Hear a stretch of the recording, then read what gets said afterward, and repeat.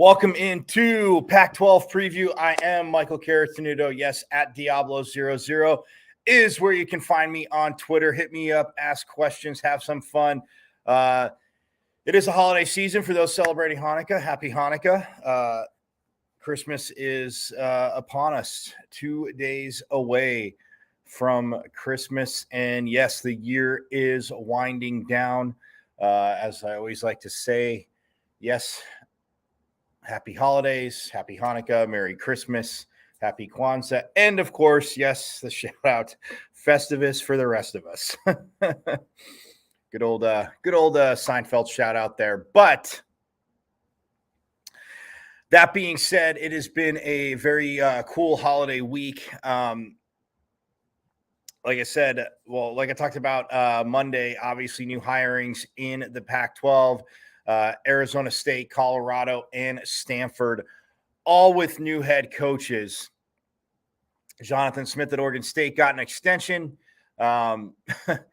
So, yeah. And Kyle Whittingham, it's not going to take me that long this time. Kyle Whittingham, the longest tenured coach in the Pac-12 at Utah. That was a joke from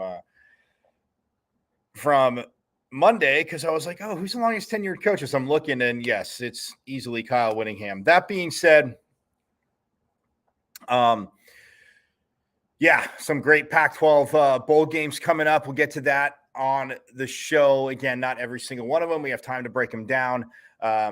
Just a heads up now, won't be on Monday, but I will be back next Friday.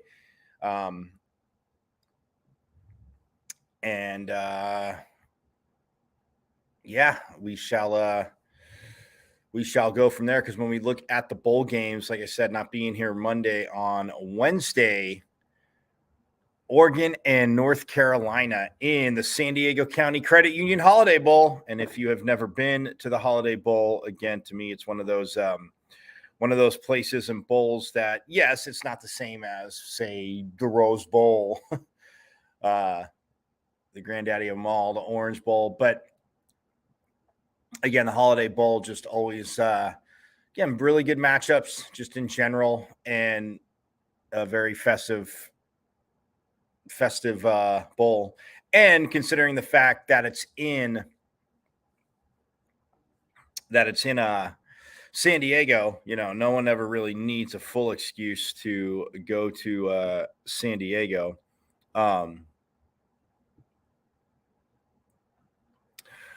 But nonetheless,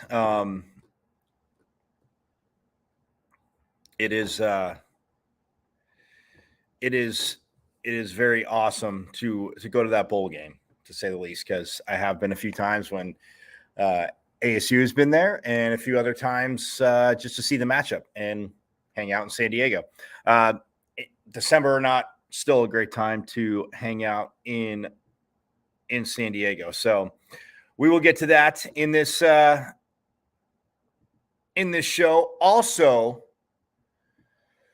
we will get to it was like I said, it's been a very festive week. ASU football and media. Kenny Dillingham again wants to get. He's talked about activating the Valley and saying he's home. Obviously, I talked about an ASU alum that is now the youngest head coach in the Power Five. The energy is there, but there was a media blitz, I guess you could say, with Coach Dillingham, but all the coaches. And as we go on here, I was able to we'll talk about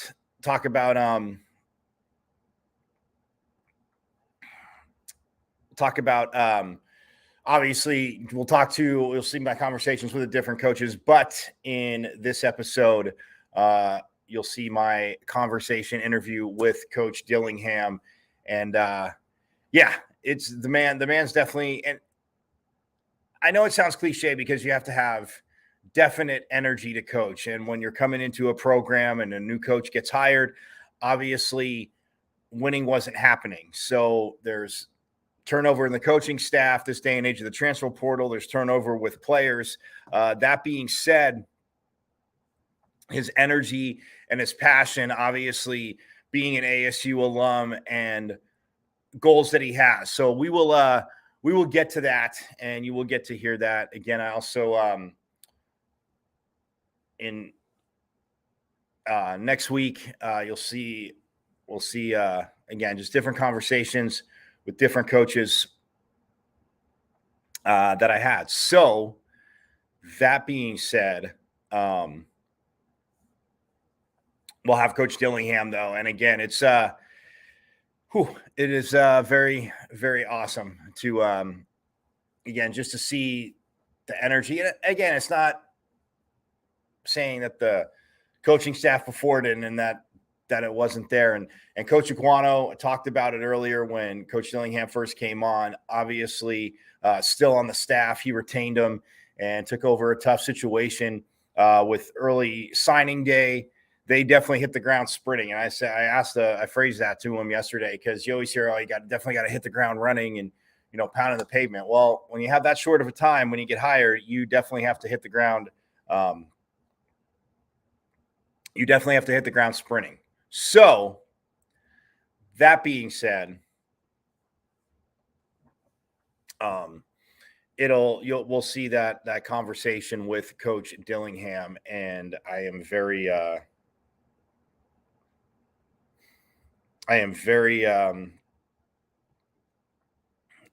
again, his staff and coaches that, like I said, Coach Iguano, Coach Charlie Regal. Obviously, a lot of Valley people know Coach Regal. Was a head coach at Chaparral, and then went down to Tucson to coach after quite a few years, quite a few championships.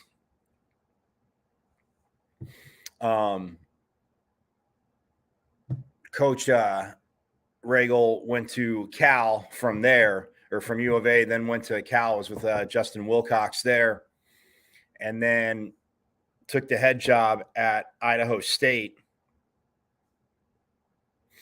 And Coach Dillingham, who, again, I coached with him at Chaparral, but brought Coach Regal back, assistant head coach, and he'll be special teams coordinator. So, and I've said throughout the years, if anything I've ever done, it's the first time I sat down with Coach Regal. It's not just, like I said, an energy of in your face, but you can play for a coach that you always hear coaches say players have to see that you care, because if you don't care, why are they going to care? Why are they going to be invested? But just in always talking to him about the game and, even life outside of football, like it is very tough not to get fired up and want to play for Coach Regal.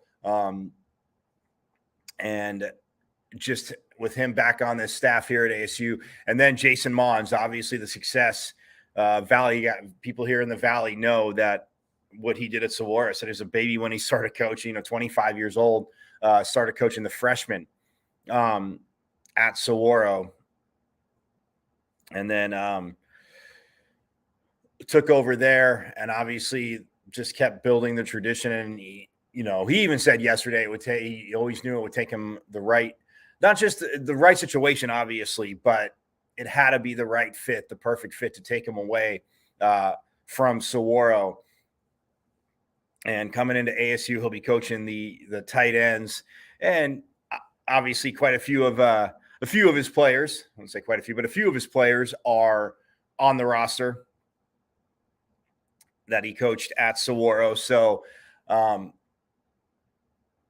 which, I mean, it's no surprise that they're there, but he's coaching the tight ends. And like I said, I'll get to it later, but his dad was a coach at ASU. So, for his family, it's just awesome to see him there taking that next step, because it was the same thing with Coach Regal at the time where he was in coaching, that that step up. And like I said, he went down to Tucson, went to Arizona, and then went over to Justin Wilcox, got him to come over to Cal. And with that time, and then it got him the head job at Idaho State, and then now he's back here as assistant head coach. So I'll definitely get to that conversation with him. But like I said, Coach Dillingham will be coming up. We're going to talk about the preview the Oregon North Carolina Holiday Bowl, the San Diego County Credit Union Holiday Bowl. And as we obviously get closer to the college football playoff, Thursday's bowl game too, the 29th, Texas is playing Washington, the Huskies, in the Valero Alamo Bowl. So that'll be a big matchup too. We'll get to that as well. And then, like I said, the interview with Coach Dillingham that get to sit down with him yesterday. Again, it was a little bit shorter. And again, I know it was 10 minutes with each coach, and just to meet, like I said, the coaching staff. And man, it's look, I mean, and it has to translate to wins, and they filled in stuff in recruiting, and I'll get to that, but it's definitely a vibe that is going to echo throughout the Valley and echo to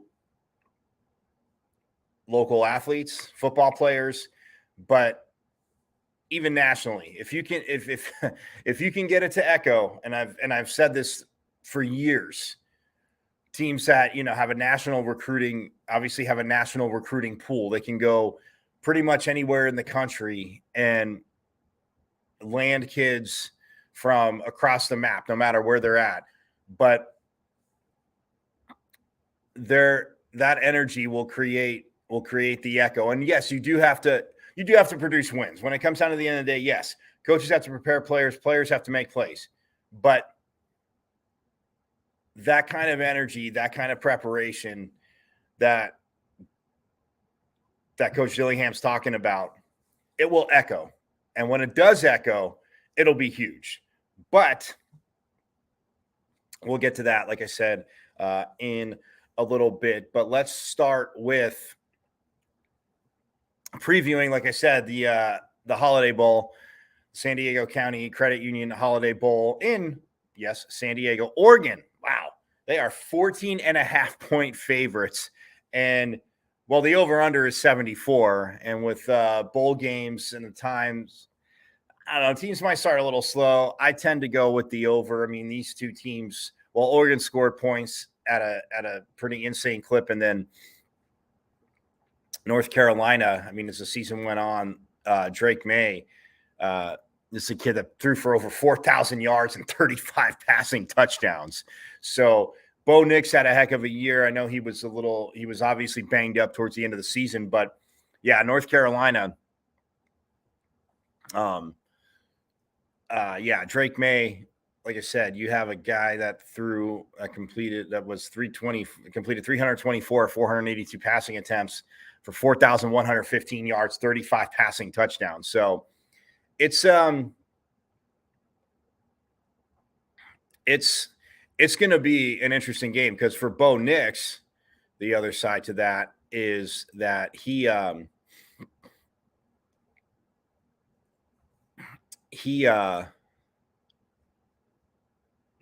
the season, I can tell you what Bo Nix passed for, because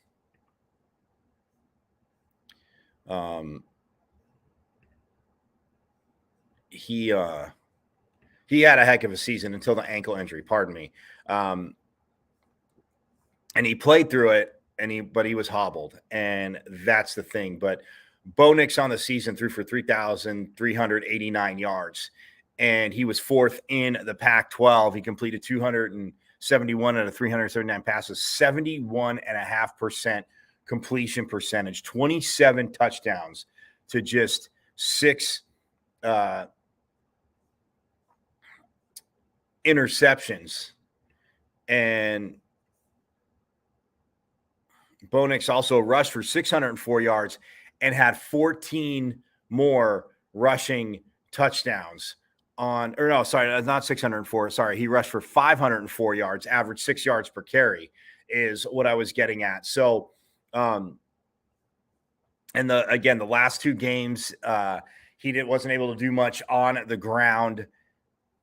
more so limited to the pocket. Yeah, I mean, he could slide a little bit, create time, but he wasn't the same runner that we saw the first pretty much the first 10 games for Dan Lanning and the Ducks.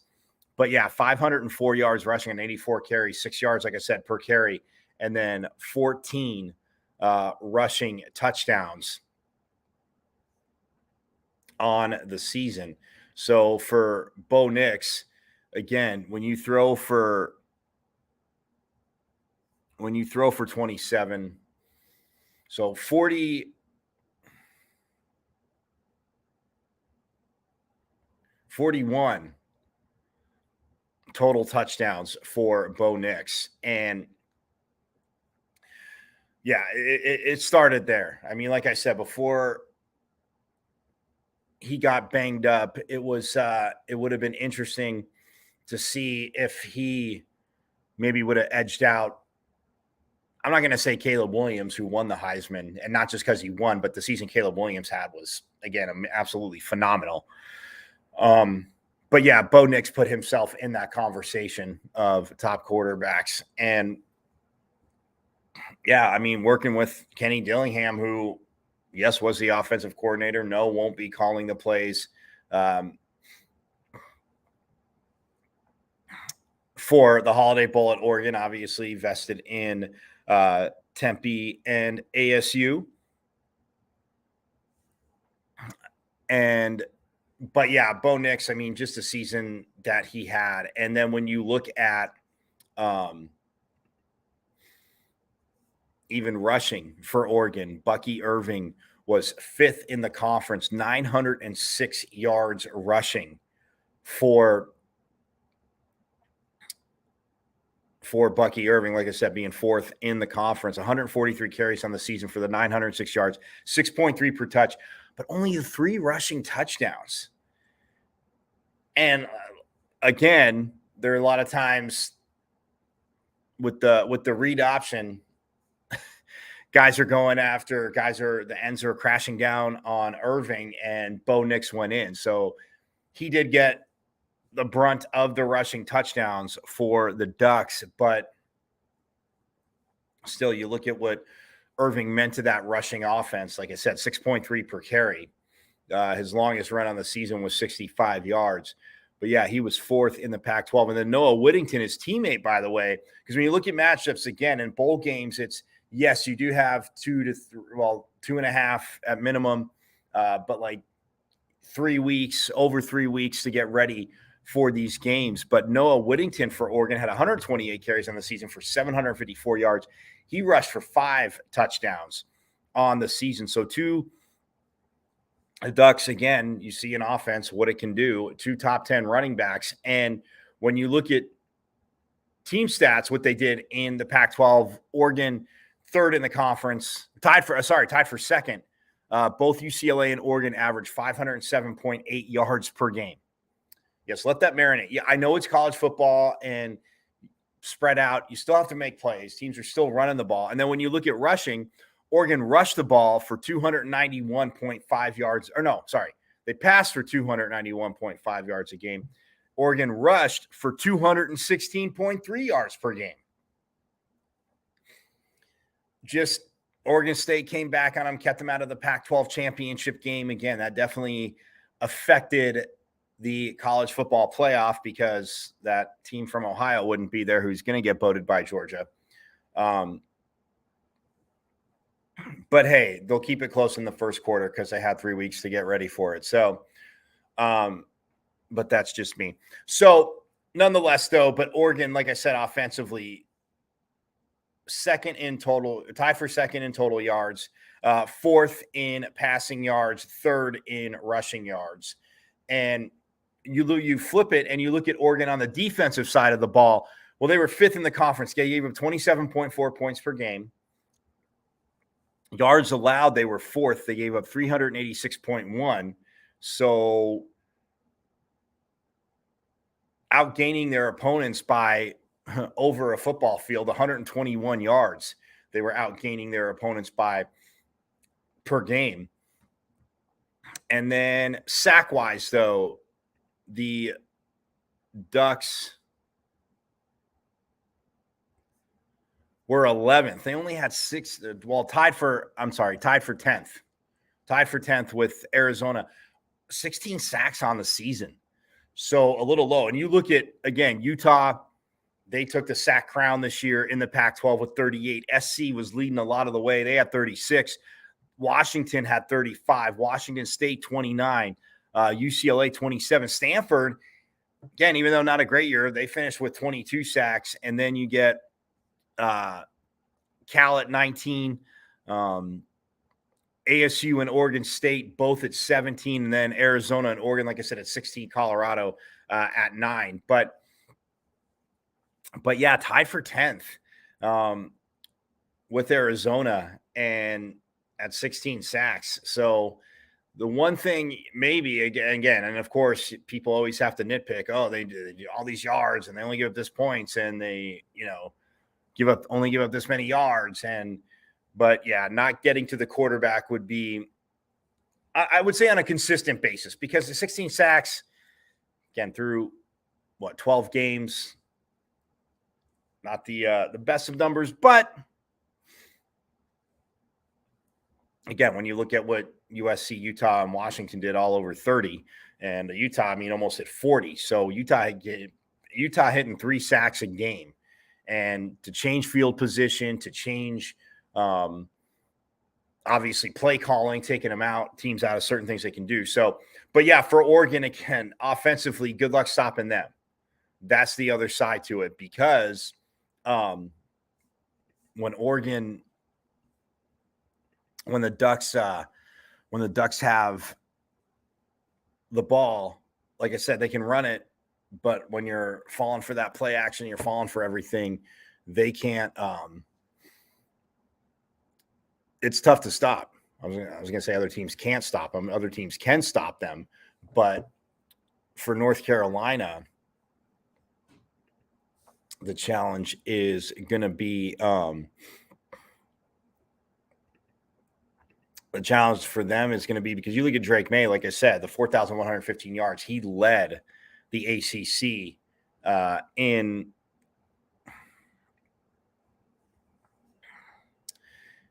passing. And Josh Downs was third. He had over 1,000 yards receiving for the Tar Heels, as they were able to, again, go 9-4. They're 9 pardon me. They are not, 9-4.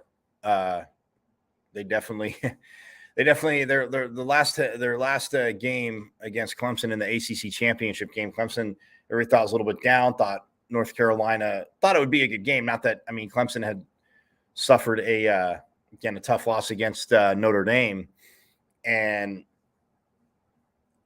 a few weeks prior, and just looked a teeny bit off. But man, Clemson came out and just routed Carolina in the ACC championship game. So they're 9-4. Oregon's 9-3 overall. But yeah, Drake May, on the season, he completed 67.2% of his passes. Like I said earlier, 324 completions, 482 attempts, 4,115 yards, and 35 touchdowns passing to just 7 interceptions. Quarterback rating of 160. And rushing wise, Drake May was 6th in the ACC. He carried the ball 172 times for 653 yards, averaged just 3.8 per carry, but another 7 rushing touchdowns for the Carolina quarterback. And when we look at,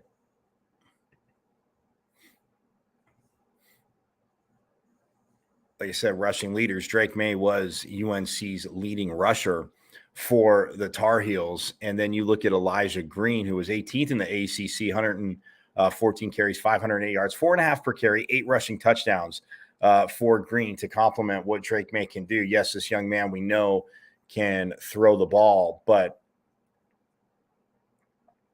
he can also Drake May obviously run the ball. And like I said, to have 7 rushing touchdowns. And then Elijah Green, like I said, he had 8 rushing touchdowns. But to have a dual threat, and Drake May, I mean, I know they talked about him, possibly in the Heisman, and it looks like he is staying at North Carolina. But when you look at Carolina as a team, what they did, second in yards per game behind Florida State in the ACC, 473.6 yards a game.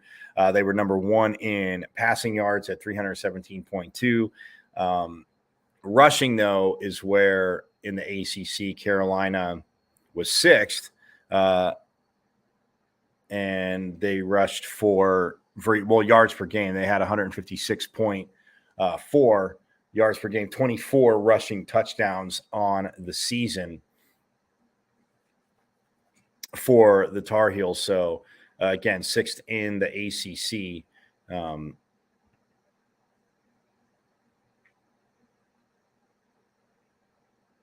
In rushing. But then when you look at the defensive side of the ball, individually, Cedric Gray for UNC led the conference in tackles with 136. And yeah, that is one hell of a season. He is obviously, to state the obvious, all over the field.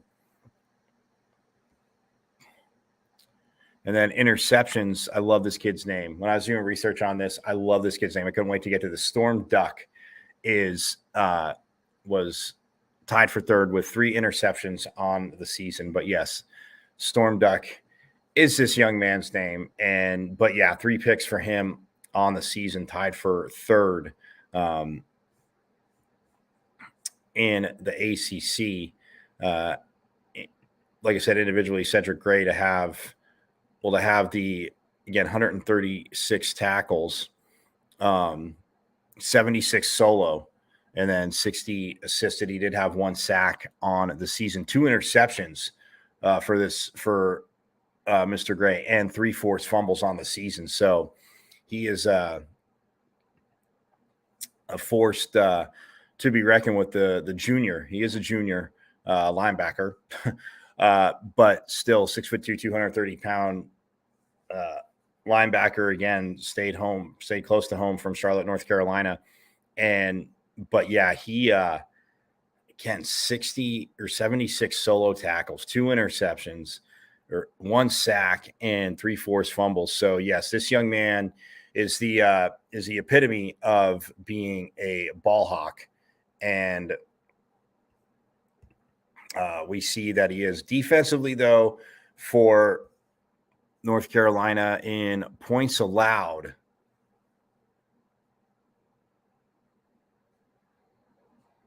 they are at the bottom in the ACC.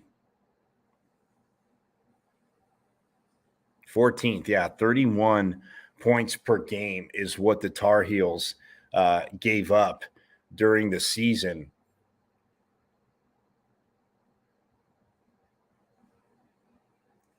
So that's defensively, that's tough. And then for yards allowed per game, well, 14th again. They gave up 438.2 yards per game. So they were moving the ball, but they were getting the ball moved on them. As I put it here in my notes, they were getting the ball moved on them. So it's again, dead last in the conference. And then sack wise, they were, I think, second to last. No, they were last again. They had 16 sacks. Well, they matched Oregon in that. They both had 16 sacks on the season. So I think if you're Oregon, you definitely want to defensively mix things up, get after them, to overstate the obvious. But when you look at, like I said, what North Carolina, everything they struggled defensively, offensively, they delivered.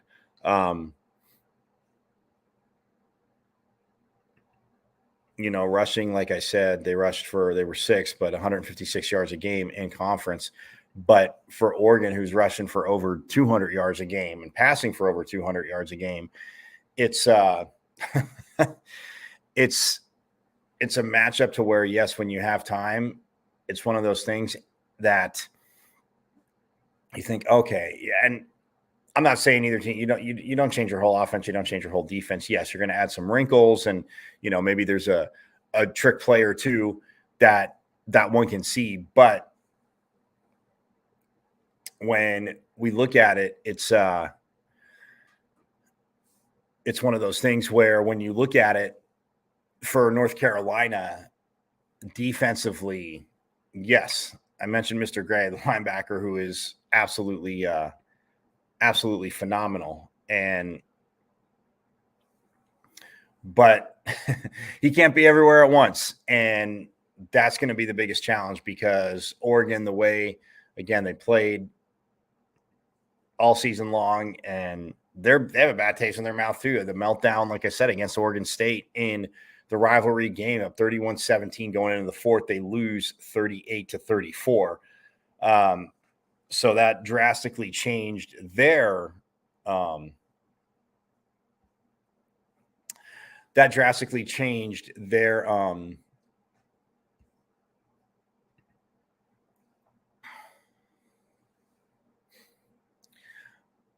like I said, that drastically changed their trajectory with Oregon. But yeah, I think against North Carolina, I definitely think they're favored. Well, they are favored by 14.5. I mean, that was the over-under on that that was the point spread. Oregon is favored by 14.5, and they're minus 14.5. The over-under is 74. So yes, with these two offenses, they're guessing there's going to be some points scored. I'm terrible at, spreads and over-unders, but I would lean towards the over in this one. I don't know if Oregon covers a 14.5, but with as mediocre as the Carolina defense has been, wouldn't surprise me. So I'm going to go with the Ducks in the San Diego County Credit Union Holiday Bowl. And I have them beating North Carolina on Wednesday, the 28th.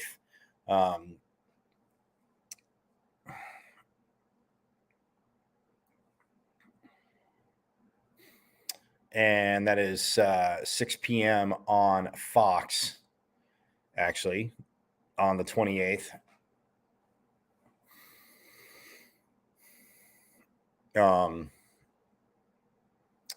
o'clock Eastern, 5 o'clock Pacific, I should say, on Fox, 6 o'clock Mountain Time.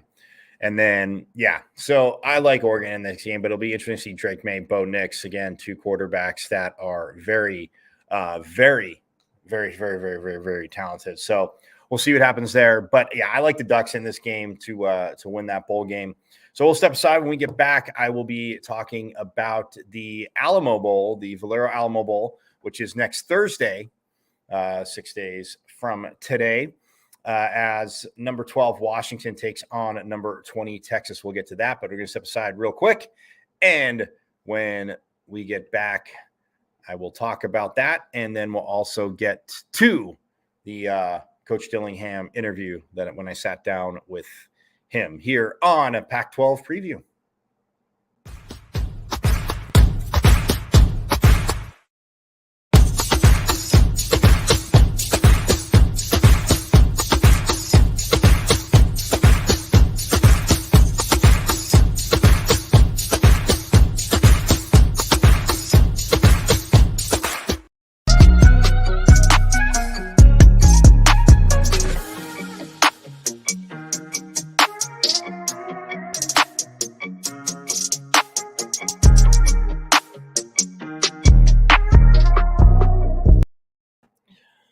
All right, welcome back to Pac-12 Preview. Yes, I am Michael Carritanudo at Diablo00 on Twitter is where you can hit me up. Don't be bashful. You got any questions? Want to know anything? Any thoughts? Anything you'd like to share? I am all for it. So definitely hit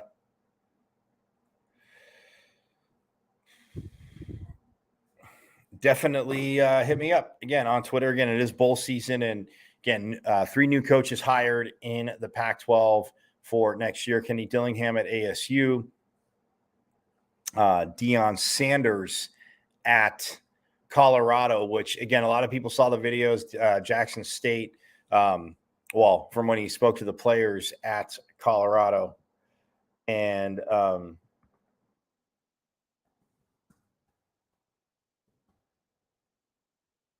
you know, he and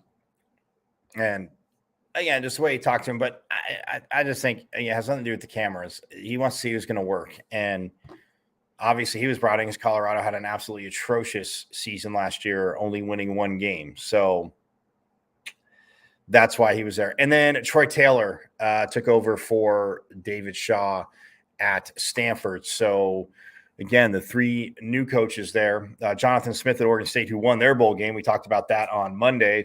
We'll previewed it last Friday, but talked about Monday how they absolutely just blasted Florida, which was beautiful. Jonathan Smith got a 6-year extension up in Corvallis too. So a little Pac-12 news and notes there. But yeah, let's get to it. Let's get to the Texas and Washington Valero Alamo Bowl. You know, Michael Penix Jr. talked about this young man all season long as he led the Pac-12 in passing, 4,354 yards for Michael Penix Jr. And man, nothing this again,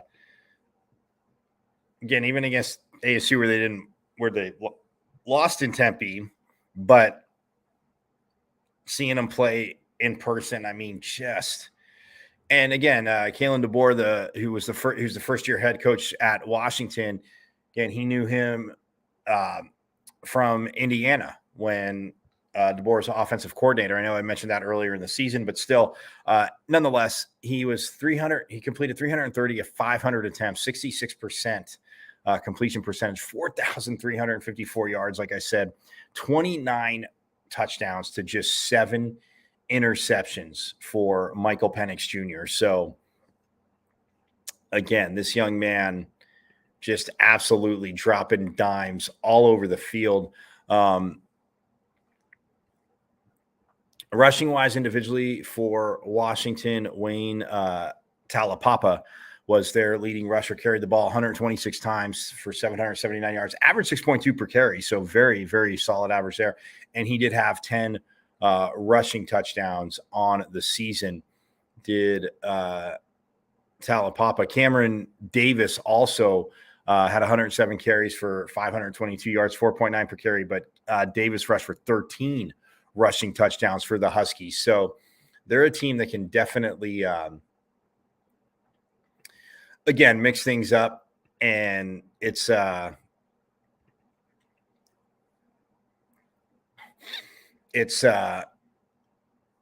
you look at what they did as a team, it is they were number one in the Pac-12 in total yards, 521.7 yards a game. Passing wise, 376.7, number one as well. Rushing, like I said, they ran the ball. They didn't run the ball a ton because they didn't want to, but they were still 6th in the conference. They rushed for 145 yards a game and had 32 rushing touchdowns on the season. So again, you look at the rushing touchdown numbers, very, very solid for the Huskies. They just, again, when Michael Penix Jr. is, and I said it all season long, spraying the ball over the field. If you did not see this young man play this year, please check out the bowl game, the Alamo Bowl. Sorry, I was looking for the Valero Bowl. No, it's sponsored by Valero, but it's the Alamo Bowl, which is be 9:00 Eastern, 6:00 Pacific on Thursday, December 29th on ESPN. So, but yeah, Michael Penix Jr., I mean, again, to throw for over 4,300 yards and 29 passing touchdowns, that is obviously a very insane season, and he's very comfortable with Kalen DeBoer, who is the head coach at Washington, his first year there, like I said, but familiar with him. I mean, he recruited him actually, and then was with him at Indiana, and then DeBoer went to Fresno State, now to Washington, brings Penix over to Washington in the transfer portal. And yes, this was a match made in for Husky fans in Husky heaven there. But I mean, when you flip it to the other side, Bijan Robinson, got to talk about this young man, actually out of South Point Catholic in Tucson. So an Arizona kid, but led the Big 12 in rushing, 1,580 yards rushing for Bijan Robinson, who had 258 carries, 6.1 per carry. His long on the season was 78, 18 rushing touchdowns for Bijan Robinson, which, yes, was also tops in the Big 12 in rushing touchdowns. So, but again, 1,580 yards for this young man. And when you also look at receiving, because he did catch quite a bit out of the backfield, and Texas had obviously some very, very good receivers, but Bijan Robinson had 19 receptions for 314 yards, averaging 16.5 yards per reception. So again, not a ton, I get it, but still 19 catches, you get 314 yards. Oh, and he also chipped in 2 receiving touchdowns for the Longhorns. So, I mean, yeah, overall receiving, it was 42nd in the conference, but from your feature running back, again, you can get that little bit of extra production. That is absolutely huge. Now, Xavier Worthy was Texas's leading receiver. This young man, saw him make some sick catches on the season, but had 53 receptions for 676 yards, 12.8 per reception, 9 receiving touchdowns for Worthy. And also Jordan Whittington, because Worthy was 7th. Whittington, his teammate, was 10th, had 45 receptions on the season for 608 yards, 13.5 per catch, 1 receiving touchdown for Whittington. And then Jatavion Sanders, again, like I said, Texas, yes, they want to spread the ball out. When you have a runner like that, you can do that, because if you don't game plan for Bijan Robinson, which I'm guessing Washington is definitely doing, a team that got to the quarterback a lot and got quite a few sacks. But if you don't game plan for Bijan Robinson, yeah, it will be a very, very long day for your defense and for your team in general. Jatavion Sanders, though, from Texas, he was 14th in the Big 12, caught 49 balls, 577 yards, averaged 11.8 per reception, and also had 5 touchdowns. So between Sanders, Whittington, and Worthy, 3 very, very good receivers. Now, Quinn Ewers, who got banged up during the season, is an absolute he finished 7th in the Big 12. He completed 141 to 249 passes, 56.6% completion percentage, a little low, 1,808 yards. But again, he missed, I want to say 3 weeks. He got hurt in the Alabama game. So he came out of that, in which Texas should have won that game. But yeah, for Ewers, and he threw 14 touchdowns. He did throw 6 interceptions, but yes, for missing 3 weeks, and well, 3.5, because he went out in that first half of the Alabama game. So basically missing 3.5 weeks. And this young man, I mean, you see the arm talent, everything. It is ridiculous. So the Ohio State transfer that's there at Texas. So it'll be an interesting matchup for between the Huskies and the Longhorns. Now, Texas is a 3.5-point favorite, so they're leaning towards the running game, chewing up the clock on Washington, but just a 3.5-point favorite. The over/under, though, is at 67.5, and again, for Washington, like I said, team-wise, I mean, defensively, they had 35 sacks on the season. Texas in the Big 12 defensively. They were third. They had 27 sacks. So they're getting to the quarterback at a pretty high clip too. So it'll be an interesting matchup if, Bijan Robinson, though, oh, by the way, I'm talking about game planning for him. Bijan Robinson isn't playing. He opted out of the game because, yes, this young man, I think will be a top 10 pick, running back or not. I'm tired of that conversation. Oh, you don't need to take a running back. Bijan Robinson, do you see how Dalvin Cook runs?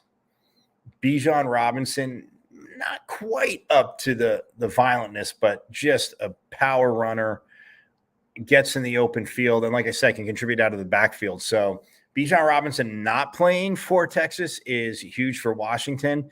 Michael Penix Jr., from everything I've seen, is playing. So, but I'm gonna go Washington in this game. And no, I'm not just because it's a Pac-12 show. I just think that defensively too, like I said, Texas did get to the quarterback at a very solid clip, but I just think that Washington offensively, I think, sprays the ball around more on Texas than. And again, they play TCU, I know, but I don't think they've seen it to what Washington can do. So I go with Washington in this game. I'm going to say 42-37. I think that I definitely think there's points scored, a lot of points scored, 42-37. So, hey, we're going to step aside real quick. And then coming back, you'll see my sit down with Coach Dillingham here on ASU's new head coach, Kenny Dillingham, on Pac-12 Preview.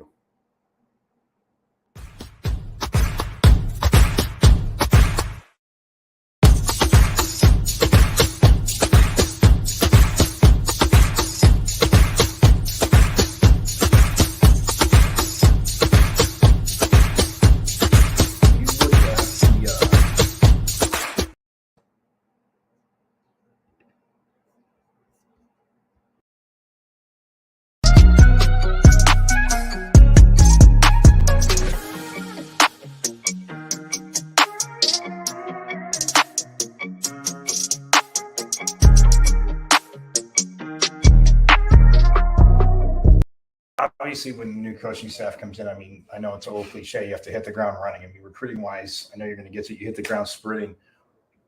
How quick were you able to get on the same page with the coaching staff, and then to about what you're going after, who's been recruited? But how big was it also to have Coach Iguano?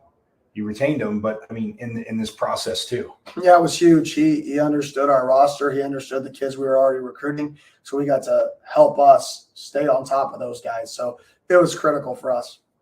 And then when you bring in, obviously working with like Coach Regal in the past, but to bring in Coach Mons, to see the success they've had, to kind of, I don't know if it's possible to match your energy, Coach, but the fact that, I mean, they have that. What's it been like bringing them in and working with them? I mean, it's been awesome. Guys that I have a lot of respect for, building programs, building a culture. That's the number one thing we're trying to do here is build a culture.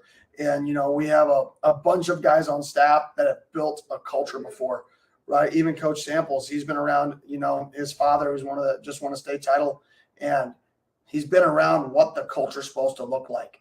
And I think that's really the number one thing for me is with the guys we've hired is, are they going to build the culture we're trying to build? And then I was talking to Coach Tuitele and asked him about being part of like the Army-Navy game and obviously the what it means to coaches, players, obviously the Armed Forces academies, but to see that passion. And I asked him about working with you, but on the other side, bringing in coaches that, like you said, I mean, yes, they have to have the passion. Yes, they have to have the drive and the energy you talk about. But in his case, I mean, for him to be a part of that on two different occasions was, not that it's ever a no-brainer, but it's almost kind of a no-brainer to bring him in to see, obviously knowing the highest level of passion, because he called him, he goes, that's their Super Bowl. Oh, yeah. I mean, he's a guy who you try to find somebody to say something bad about him, good luck. I challenge anybody to call every coach they know and find one person to say something bad about him. Everybody raved about him.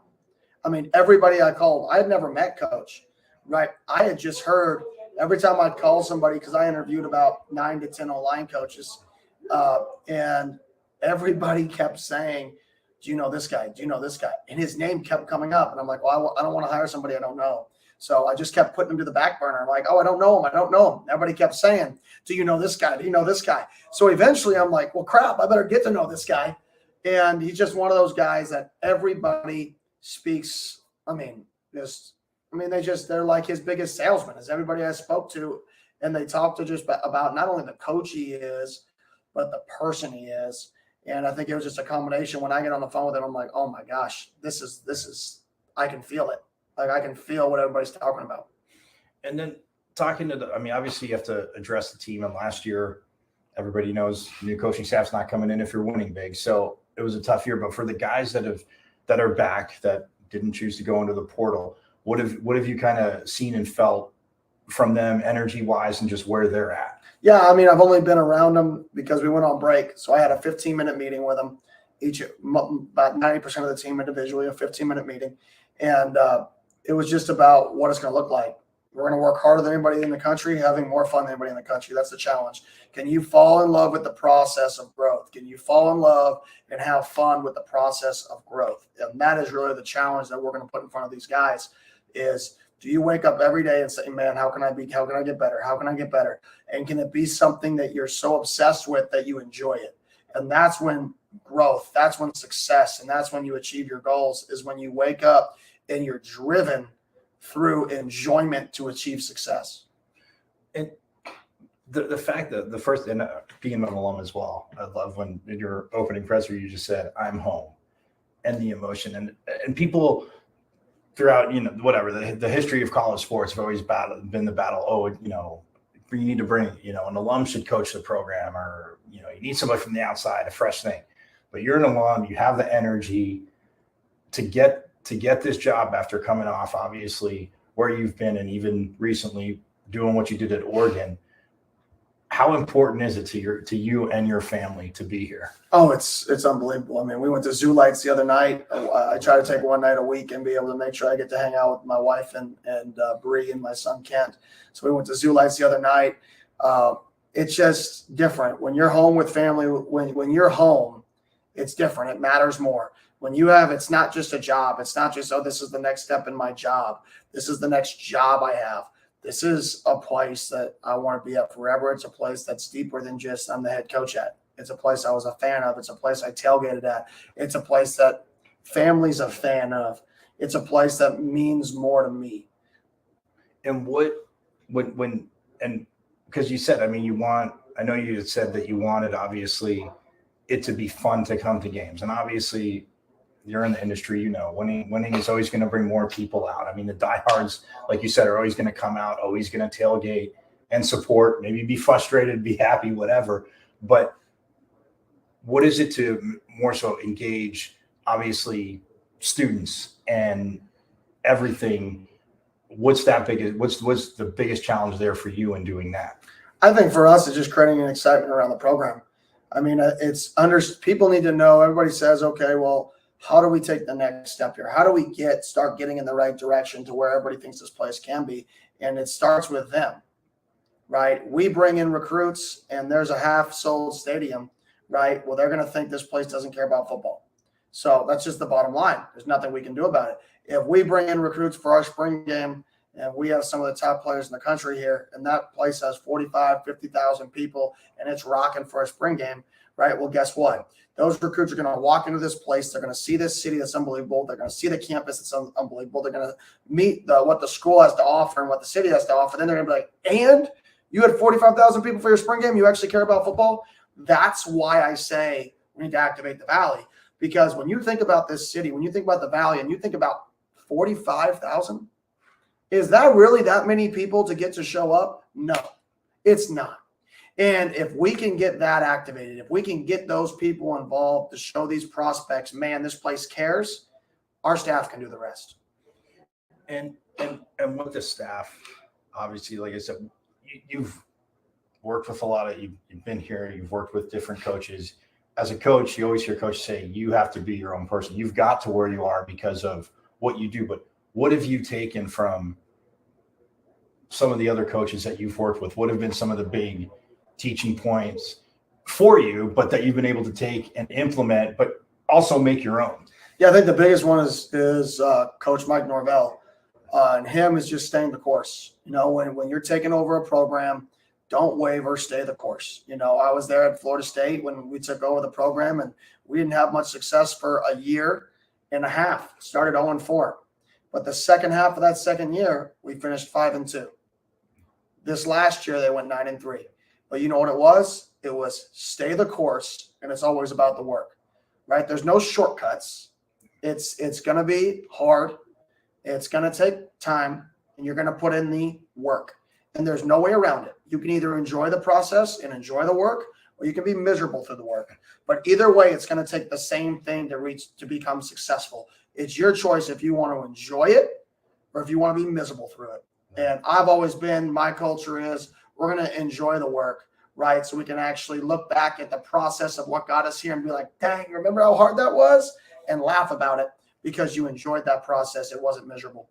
No, and when you say that too, obviously with recruiting and the transfer portal, I've heard coaches the last few seasons, and I'm not saying complaining, but just not only are you recruiting guys, whether high school, JUCO, to come in, but with the transfer portal, you brought these guys in for a reason. So what's the challenge for you? Do you agree with the statement you constantly have to re-recruit the guys even that you have in? But what's the biggest challenge for you as a head coach and the coaching staff in doing that? No, it's just telling the truth. We're always going to bring in players that we feel like can help our program. That's it. From now until forever, right? Every recruit I talk to, every player on our team, it doesn't matter. If there's somebody that can make us better, we want them. That's the only right thing to do for everybody else on our team, is that if there is a player that can help us, we're going to try to bring them in there to help us. Us as a staff, we're going to prepare you. We're going to play the best players. It's your job to be the best player. But we're always going to strive to bring in the best players that we can bring in here.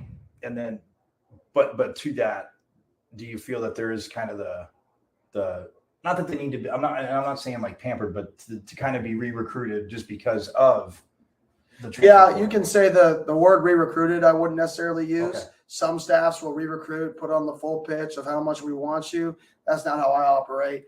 I want people who want to be here. I want people who wake up every day, walk into the building and say, man, I am blessed to be here. Bottom line. Because there's a lot of people who want to be here, and we just proved it, right? Yep. In 3 weeks. We proved how many people want to be here. Good players want to be here, right? So for me, it's about explaining the truth to people about in life, you better work. And that's what you're going to do if you stay here. That's what you're going to do if you come here. You're going to be ready to put in the work, right? And you're going to be able to fall in love with the process of the work. Cool. Awesome. Perfect. Well, thank you so much, Coach. Thank you. Appreciate it. Appreciate it. Well, that was Kenny Dillingham. And like I said, you can see the passion. And I loved his answer about his take on the re-recruiting, because if you bring players in, and he said that want to be here, because he's already showing, the staff showing that they care, that they want to see it, or that they care about the player, and the player can see that. So in that aspect, it's not about when he says, people are like, oh man, if they hear it and say, oh, he's not re-recruit, because he's going to show it in practice every day, in the building every day. Players come to talk. Like he said, you're going to work the hardest, but you're going to have the most fun. People are like, how can you do both? It is very, very possible. The energy that's there, and the energy from him. And even afterwards, he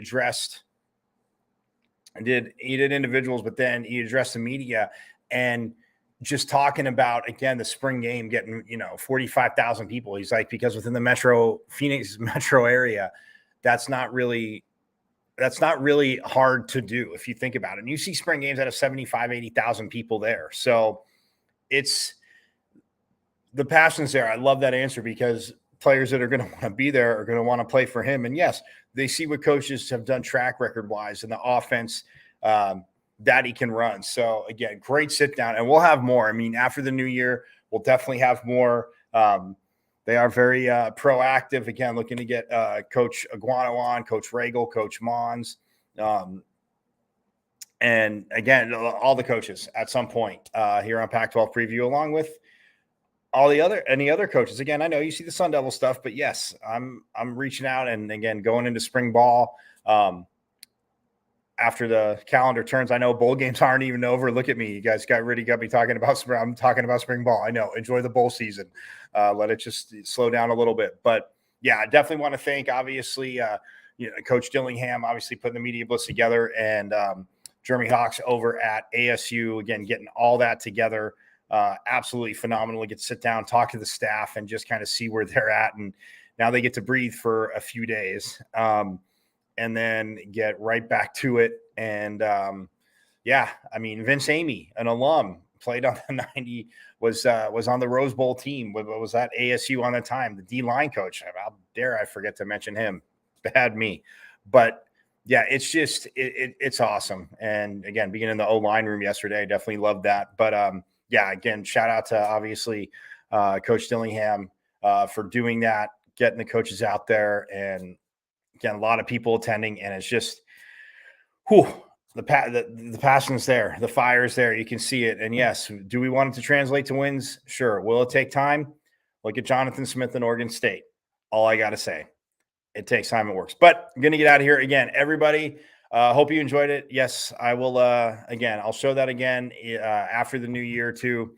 But yes, I will not be here on Monday. So everybody that's celebrating Hanukkah, happy Hanukkah, Merry Christmas, everybody celebrating, and happy Kwanzaa and Festivus for the rest of us. Got to get that in there too. But again, have a safe and happy holiday season. Enjoy family, enjoy friends, enjoy the time, maybe taking a breath from all the craziness and working and all that stuff. But I am out of here. I will see you next Friday. Again, not Monday. You can take day after Christmas, and again, enjoy the family. So, but I will see you next Friday here on Pac-12 Preview. We'll break down those bowl games, start talking about, obviously, college football playoff, and have one of the other ASU coaches that I got to talk to on. So we'll see that as well. So everybody have a great holiday season. I will see you next week, next Friday. And like I always like to say, forks up. Thanks to everybody at Sideline Sports, my boy Eric Wilson. And I got some news coming up, but I'll wait till next Friday. Talk about that, what we'll have going on for some football stuff, but on the NFL level. So have a great holiday season, everybody. Thanks for checking it out. I am Michael Caratinito at Diablo00 on Twitter. And yes, forks up. Happy holidays.